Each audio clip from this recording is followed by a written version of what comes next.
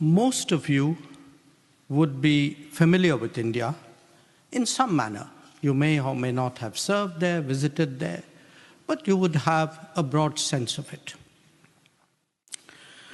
But allow me to give you a brief description, because India has changed enormously in the last decade.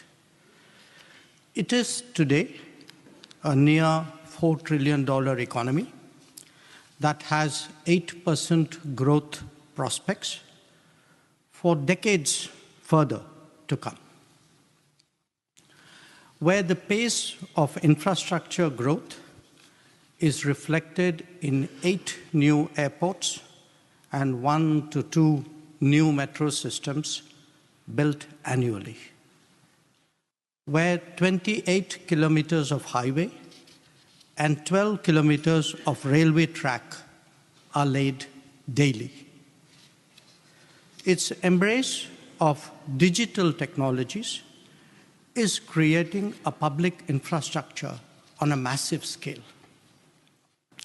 It has enabled, in the last decade, a housing program that has benefited about 170 million people, a health coverage of 660 million, and loans that are given annually to 58 small businesses.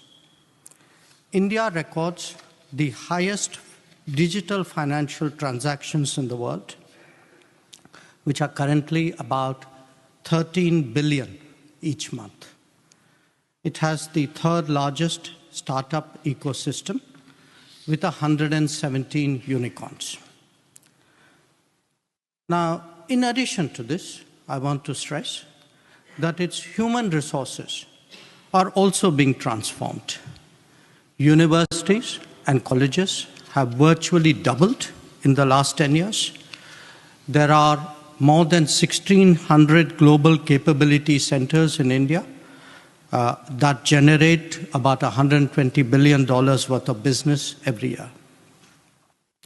The relevance of Indian talent to global workplace is visible in so many services and professions, and driving a global interest in concluding mobility agreements with us. This is now an India of moon landings and a Mars mission, a prolific manufacturer of vaccines and medicines, increasingly important to the global semiconductor industry and to contract engineering.